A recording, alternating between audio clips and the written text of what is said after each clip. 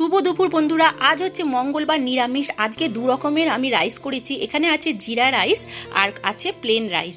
দু রকমের রাইস করেছি।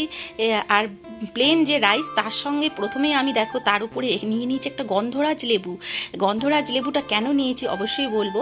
দেখো এখানে নোটে শাক ভাজা করেছি, আর তারপরে দেখো এখানে করেছি মিষ্টি কুমড়ো ভাজা। আর দেখো এটা হচ্ছে ছাঁচি কুমড়ো দিয়ে মুগের ডাল, যেটা গন্ধরাজ লেবু দিয়ে খাওয়া হবে। আর এটা দেখছি এটা হচ্ছে একটা পাঁচমেশালি সবজি, যেটা মানে নিরামিষের দিন ভীষণই ভালো লাগে খেতে। সমস্ত রকম সবজি দিয়ে এটা করা হয়েছে। তারপরে দেখো এটা বেগুনের ঝাল, অসাধারণ হয়েছিল বন্ধুরা খেতে, সত্যি বলছি। আর কষা কষা করে একটু আলুর দম করে নিয়েছি, জিরা রাইসের সাথে খাওয়া হবে।